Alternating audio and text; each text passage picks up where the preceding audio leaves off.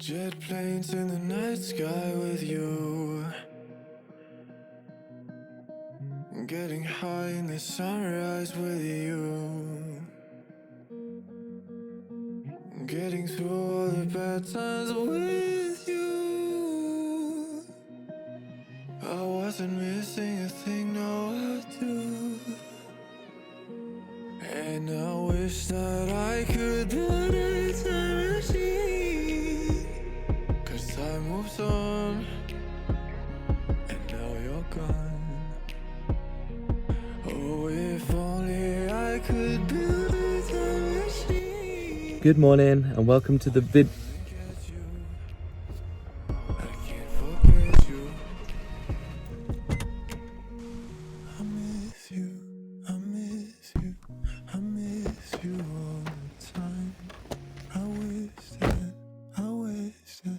wish that you were mine. I miss you, I miss you, I miss you all the time. I wish that you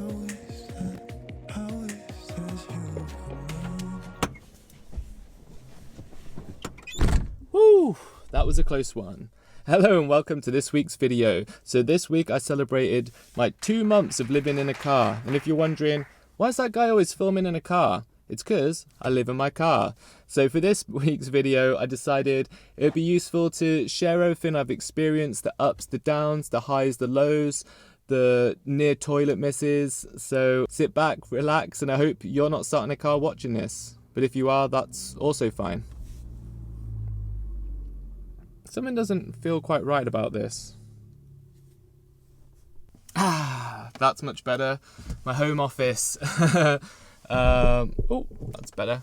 Okay, so, right, let's get down to the nitty gritty. First and foremost, which is why I did the introduction I did, is how do we go to the toilet is the question everyone always asks, because we obviously don't have a toilet. The introduction was actually a reenactment of a situation that happened to me. Obviously, when you wake up in the morning, it's not like living in a house. You can't just get up and go to the bathroom. You're asleep. You have to take apart your bed, put it back together, and then possibly drive somewhere, depending on what kind of bathroom situation you've got. So yeah, one time I have had a code brown, and I literally had to do that, drive straight away, drove to like the nearest supermarket, bolted for the toilets. But majority of the time, just go to a toilet. You go in the morning, we'll go to a cafe or something like that. We'll use the bathroom. I've actually controlled myself. It's kind of given myself a superpower, as before, I swear I used to always wake up in the middle of the night to go to the toilet. But since living in a car, if there's not a toilet around, basically you don't need to go to the toilet as much, is something I think we've learned. But we do have an emergency, and I suggest if anyone is considering living in a car to have one of these. Probably the most important item we have. It's an emergency toilet bucket. So I have actually used this, not this one. I had used the old one and had to throw it out. But yeah, if you're desperate times, call for desperate measures. So toilet bucket.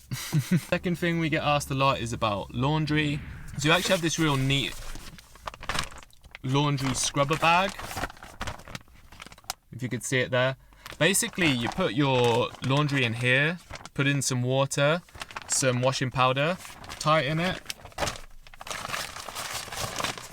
roll it up, scrub, like using these scrubber things. I can't really show it. You then basically just scrub it up and it acts like a washing machine. And then when you take it out, it dries. It actually really works. So we do like socks, pants, things we use regularly, we can do on this. And then we have hooks here. Nifty. And then we put them on the outside of the van and then like dry our pants and stuff. Kind of awkward, but living in a car, you get over this kind of thing. And then yeah, like once or twice a week, depending, you go to a laundrette and then just do a big wash as well. So easy. How do we shower? Is another one we get. Showering, so we've been quite lucky. Like a lot of the places we stayed, we could do wild swimming, I think it's called, where you just basically jump in a lake and swim. So there's been lots of spots we could do that. And we've actually been blessed. It's been like an amazing summer. So we've got to, enjoy being outside a lot. Alternatively, in Bristol I've been in Bristol for a couple of weeks and there wasn't really anywhere to do it there. So I joined a gym. It's like so cheap. It's like £20 for a month. And I actually did end up using the gym as well, but then you could just go there to shower. And then finally, we also have the bottle shower, shall we call it, which is how we can wash in the morning if there's no shower facilities and stuff like that. It's we mix in the bottle like some eucalyptus or some kind of natural body oil and then water, and then it works a treat. How do we sleep? Sleep's obviously a huge one, and it's probably been the most testing thing since we've lived in the van, even though it's been just me for the past month, because as I said in previous videos, my girlfriend's currently doing the Camino de Santiago, so it's just been me, which has made it a bit easier. I can't believe there was actually 2 of us in here for a month. Sleeping definitely takes some getting used to, for sure. You're definitely going to have, depending where you're sleeping, there's going to be noise at night, so eye mask and earplugs are pretty much essential if you want to try and get a good night's sleep. But more importantly than just trying to sleep is where you're sleeping. And this is a tried and tested, I guess, as you go. Like, we've had some places where it's been peaceful, quiet, and we've had some places where people have tried to break into the car while we're asleep in it. So you learn the hard way, I guess. How to find where to sleep. There's loads of apps, such as Just Park, Park Mobile, or Park for Night. We use all of those, but also it's good to just get to an area and scout out where you think's good to sleep, because some of the places we've slept on the app have actually worked out not being so good. For example, on the app, there's one place up north where it's like a hiking National Trust site. This was actually our first day sleeping in the car. It said like 5 stars, had an amazing sleep there. It's like this in the mountains, is right by all these hikes. So we parked up there and we got ready for the night. We thought this is going to be absolutely perfect. And then about 10 o'clock, some cars started like whizzing past. Zun, zun, zun, zun. Yeah, that was it all night. We were pretty much parked at a rave.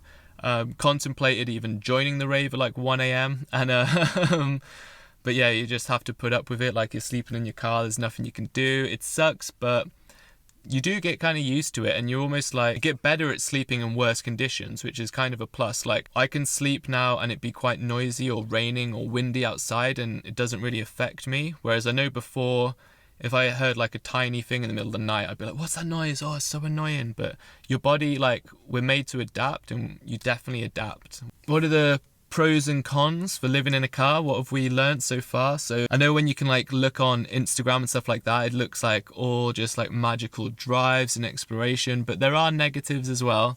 But let's start with the positives. Positives are, it is freedom. You can wake up and be like, hey, I want to go to Germany today, depending what the restrictions are of the time, and you can just go. You're not stuck anywhere. The world is literally your oyster. Also, I think another positive is it makes you grateful. Like, when you do finally have a hot shower or get to experience things that you normally take for granted, you appreciate them far more. It's kind of like, you know, when you go camping, get home, you're like, oh, I'm so excited to like have a shower and sleep in a bed. You kind of get to experience that on the daily basis. I think it's always good to have gratitude. Negatives, pretty much everything we've gone through. Like, you don't have a toilet on deck, so you kind of have to become at one with your mind. Sometimes it can, wouldn't like to use the word scary, but there are some times where I've been a bit fearful, like when we slept somewhere. Not that anything probably could happen, but you know, sometimes you are sleeping in a car, something could happen. And nearer the beginning, I was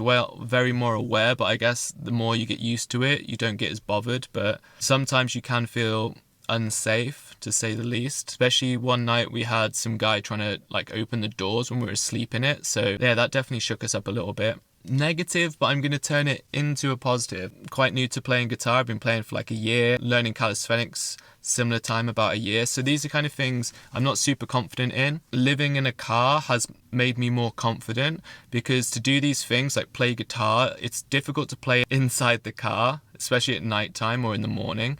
So like I have to go and like sit on a bench, and the same, it's difficult to do calisthenics in here. So if I want to do like a workout, I have to go and like work out by a tree, and because you're like out in public, people watch you, they probably like think oh, that guy is obviously a musician, he's got a guitar, or that guy has got some calisthenics rings, wow, he's going to do some cool tricks. Like I remember this one time I was doing a workout and I was just like finished doing the workout, doing some assisted pistol squats, which is like obviously super easy, but just trying to like finish my legs off for the workout, and some woman was like, is that all you can do? I can do that. And I was like, I'm just trying to work out, but I was obviously looked like I was trying to perform or something. But it gets rid of your ego, which is kind of, I think, helped me starting this YouTube channel, because before I would be embarrassed or I don't know, a bit self-conscious about uploading or doing anything, you know, but you kind of realize that no one cares. Like you're playing guitar, you're learning guitar in the street, someone might look for 1 second and then look back when they realize you're terrible, or yeah, with anything. And that is such a great life lesson. No one cares what you're doing. Everyone's too worried about what they look like to other people. So just do what you want to do, basically. That's what I've learned in 2 months. So yeah, that's it. That is 2 months in a car. I was going to go into food, but I have already made a video about travel food, so check that video out. That's pretty much everything we eat there. There's so many factors to go into, it's kind of hard to put it all into a video without making it 20 hours long. So comment below if I miss something out that you'd be interested in, and I can just answer it easily or make another video if it's a bigger subject. But yeah, hope you enjoyed it, and I'll catch you in the next one. Jet planes in the night sky with you, getting high in the sunrise with you, getting through all the bad times with you. I wasn't missing a thing.